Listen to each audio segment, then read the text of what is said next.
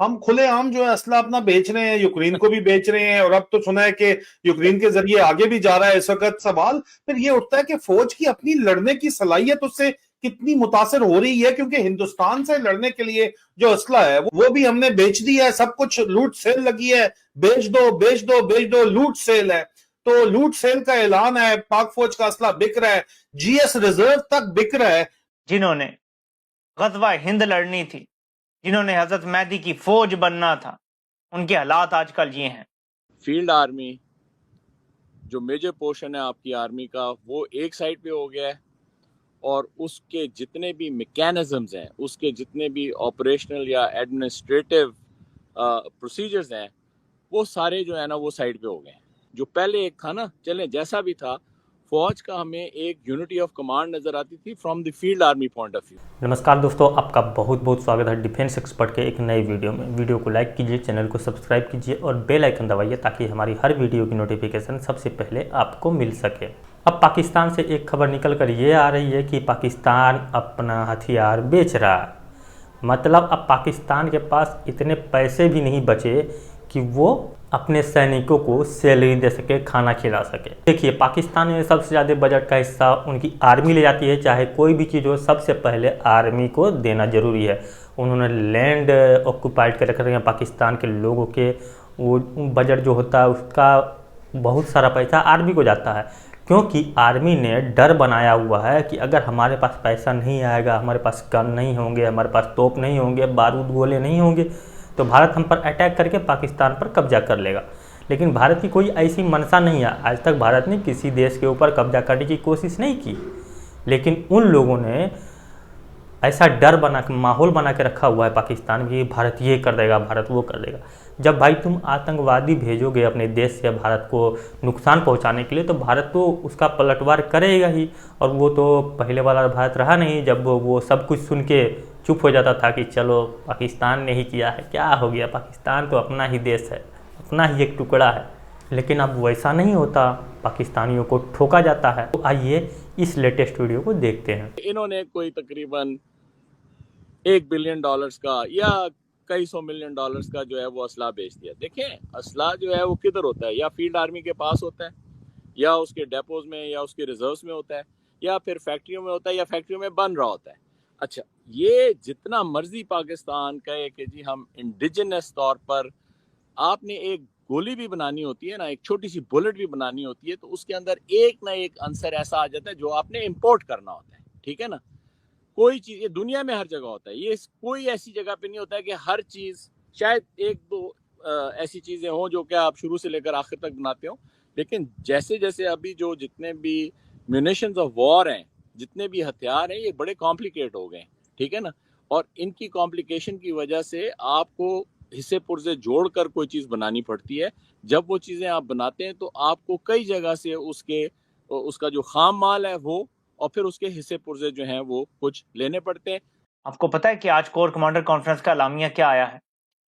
कि पाकिस्तानी कौम सियासी, इखलाकी और हर तरह से फलस्तीनियों के साथ है।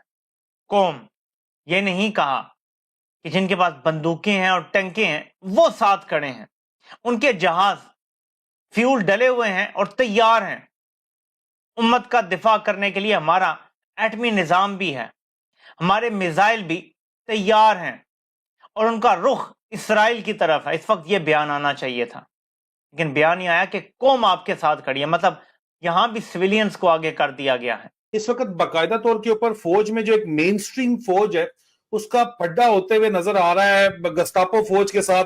कोर ऑफ मिलिट्री इंटेलिजेंस को जनरल कियानी ने एक फॉर्म करना शुरू किया, एक पैरेलल कमांड, जिसके जरिए उन्होंने कमांड जो है ना कहा जी, क्योंकि खुद वो डीजीआईएसआई डीजीएमआई रहे हुए थे, कि उन्होंने कहा कि अब ये सीएमए के जरिए हम चलाएंगे पूरे का पूरा सिस्टम। हम प्रोएक्टिवली फौज टेक ओवर नहीं करेगी, मुशर्रफ के बाद इन्होंने फैसला किया, लेकिन अंदर खाते हम चलाएंगे काम, और वो हम कोर ऑफ मिलिट्री इंटेलिजेंस, जिसको हम अपनी फौजी जुबान में गस्तापो कहते हैं, कि गस्तापो के अफसरों के जरिए चलाएंगे। लेकिन इस वक्त बाकायदा तौर के ऊपर बहुत शदीद फ्रिक्शन है, फड्डा कह लें, फड्डा है, चपकलिश है main stream Pakistan army fighting arm के ऑफिसर्स की, जनरल सर्विसेज के ऑफिसर्स की, और इन गस्तापो टाइप जो ऑफिसर्स हैं, 2 नंबर टाइप कार्रवाइयां जिन्होंने करके पाकिस्तान फौज की मिट्टी जो रोल दी है, तो फौजी जवान गाली खा रहा है, फौजी अफसर तो सारे इकट्ठे मिल गए गाली खा रहे हैं अपनी अवाम की, जिनके लिए वो रोजाना की बुनियाद पर जान दे रहे हैं इन गस्तापों की वजह से।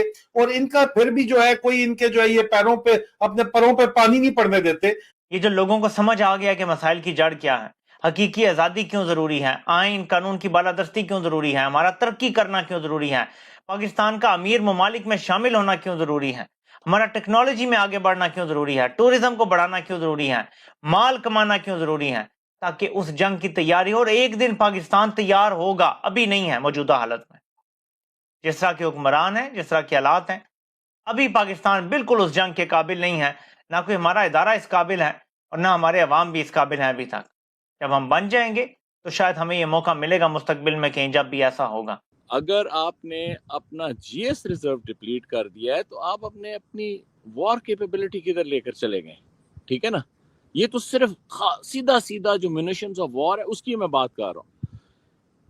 ये जो इंटरसेप्ट ने जो बहुत क्लियर तरीके से, ओपन तरीके से पाकिस्तान आर्मी की इन्वॉल्वमेंट यूक्रेन में बताई, कब शुरू हुई और किस तरह इसका तसलसल जारी है, इसके डायरेक्ट असरात, वो जो पहली बात की हमने लेजिटिमेसी वगैरह की कि ये क्रिएट करने, वो तो अपनी जगह पर ना, लेकिन इसका डायरेक्ट ताल्लुक है कि पाकिस्तान मिलिट्री की अपनी जो है वॉर फाइटिंग कैपेबिलिटी के ऊपर कितना नेगेटिव असर हुआ। क्या आप समझते हैं कि जो कुछ अमेरिका कर रहा है रूस और चीन के साथ मुख्तलिफ महाजों पे, पाकिस्तान जिस तरह से लेटा है अमेरिका के सामने जाके और अपना वज़ीर-ए-आज़म उठा के, क्या चीन आपसे खुश हो जाएगा? आपने उसके दुश्मन की गोद में सर रख दिया है, आप उसके दुश्मन की गोद में जाके बैठ गए हैं। वो आपको कभी नहीं रोकता कि अमेरिका से ताल्लुकात ना रखें, लेकिन जिस तरह आप लेटे हैं इस बार, एक बार फिर चीन को तशवीश होना ये नॉर्मल सी बात है। क्या आपको पता है सीपैक कब आया था पाकिस्तान? ये भी आज आपको बैकग्राउंड बता दूं। जब सलाला चेक पोस्ट का वाकया हुआ, और ये 2013 के इलेक्शन से पहले का वाकया है। हमने अमेरिका की सप्लाई लाइन एक रूट बंद किया, हमने अमेरिका से अड्डे खाली करवाए। जब हमने खाली करवा लिए तो उसके बाद ये सीपैक का मामला शुरू हुआ। आपको लगता है ये मजाक है कि आप अमेरिका के आगे भी लेटेंगे और चीन भी आपको सब कुछ दे देगा? 13 साल आप अमेरिका के सामने जब पहली बार लेटे, मुशर्रफ से लेकर, और 2013-14 तक जब पूरी तरह लेटे हुए थे, जब तक सलाला चेक पोस्ट का वाकया नहीं हुआ, चीन ने आपको घास नहीं डाली। चीन ने तब घास डाली जब आपने अमेरिका को यहां से चलता किया। अब आप वापस अमेरिका को ले आए हैं, अब चीन आपको दोबारा आपकी औकात पे रखेगा और आपने फिर घाटे का सौदा किया कि चीन यहाँ की लोकल पावर है, रीजनल पावर है और एक आलमी ताकत बन गई है। आप फिर 7 समंदर पार अमेरिका की गोद में बैठे हैं। आपको वो किसी तरह भी और किसी भी वक्त भारत के मुकाबले में मदद नहीं करेगा, जबकि चीन करता रहा है और आइंदा भी शायद करेगा मजबूरी में, लेकिन अब उस तरह नहीं करेगा जैसे पहले करता था। अगर आपने वीडियो यहाँ तक देखा है तो आपको वीडियो जरूर पसंद आई होगी। वीडियो अगर पसंद आई है तो वीडियो को लाइक कीजिए, अपने दोस्तों के साथ शेयर कीजिए। अगर आप हमारे चैनल पर नए हैं तो चैनल को सब्सक्राइब कीजिए और बेल आइकन दबाइए ताकि हमारी हर वीडियो की नोटिफिकेशन सबसे पहले आपको मिल सके। ये वीडियो देखने के लिए आपका बहुत बहुत आभार। मिलते हैं डिफेंस एक्सपर्ट के किसी अन्य वीडियो में, तब तक के लिए जय हिंद।